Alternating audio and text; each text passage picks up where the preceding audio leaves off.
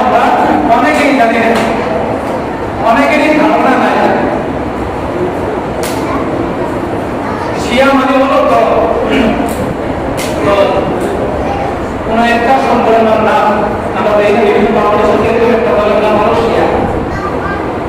এর মেন হলো আব্দুল্লাহ ইবনে সালাম।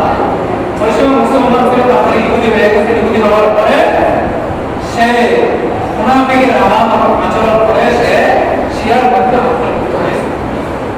আব্দুল্লাহ ইবনে সালাম এই লোকটা কিসের মধ্যে ঢুকছে?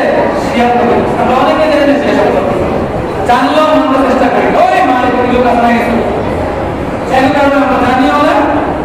ওই যে কি স্যার হুজুরের কথা বলছে, হাদিস কোরআন অনুযায়ী হয়েছে, আমরা কিছু এটা আমরা জানি না, জানলেও আমরা বোঝার চেষ্টা করি না। এইগুলো আমাদের সমস্যা। জানে মানছি, যার কথা শুনছি, এই উল্টা পাল্টা কথা বললে শরীরের বিরোধী করে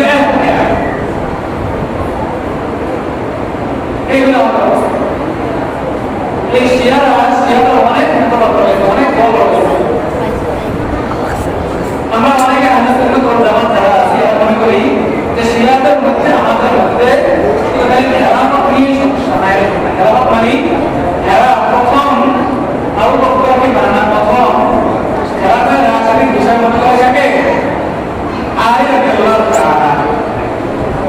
আমরা অনেকেই মনে করি তাদের সাথে আমাদের খেলাফত নিয়ে সমস্যা, এটার যে খলিফা আছে এই খলিফার সমস্যা না, সমস্যা আছে।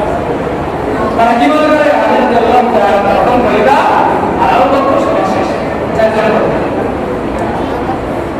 দুই নম্বর, আমরা যে কালেমা পড়ি, কালেমা লা ইলাহা ইল্লাল্লাহ মুহাম্মাদুর রাসূলুল্লাহ, এই কালেমার মধ্যে যদি কোনো ব্যক্তি সন্দেহ করে সে মুসলমান থাকবে বলেন? আপনার যদি সন্দেহ করে মুসলমান থাকবে, আপনার দেনাকে কি বলে?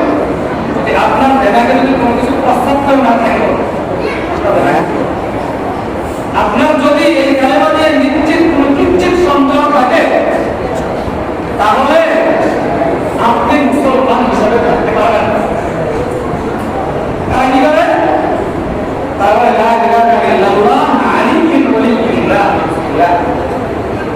অর্থাৎ তারা আলীকে নবী হিসেবে মানে, শেষ নবী হিসেবে কাকে মানে? আলীকে।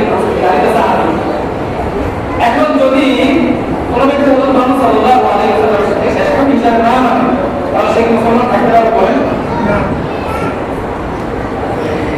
তারা কি আলীকে না বলে যে শব্দ নয়, তাকে বলে যে নবী করিম সাল্লাল্লাহু আলাইহি ওয়াসাল্লামের কাছে মূলত পাঠায় নাই, পাঠাইছে ওরা আলীর কাছে জিবরাইলকে বলে নবীর কাছে চলে গিয়ে বলল এইভাবে একটা কথা। আরেকটা বিষয় তাদের মধ্যে আরেকটা দল আছে, তারা বলে কোরআন হলো 40 পারা, নাউজুবিল্লাহ 30 পারা হলো মুহাম্মদের উপর নাযিল হয়েছে, আর ওই 10 পারা আছে একজন ইমাম পাহাড়ে নিয়ে চলে গেছে, কিয়ামতের আগে বেরিয়ে আবার যাবে। এইগুলো সেটার কোনো কথা। আরেকটা মতবাদ আছে, তারা বিভিন্ন সাহাবায়ে কেরামকে গালমন্দ করে এবং সাহাবায়ে কেরামকে কাফের করে। কোন ব্যক্তি যদি সাহাবায়ে কেরামকে গালমন্দ করে সেই মুসলমান থাকতে পারে?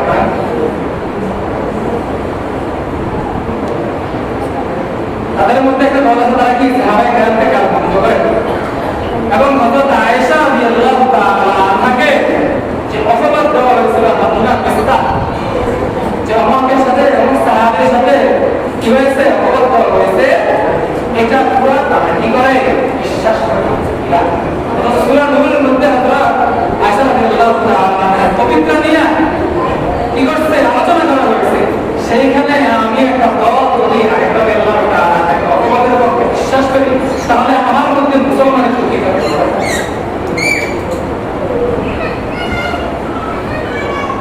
শুধু তাই নয়, শিয়াদের হাতে আমাদের যে গভীর বংশধর ওইখানে প্রায় শেষ হয়ে গেছিল, আলী রাদিয়াল্লাহু তাআলা শহীদ হয়েছিল।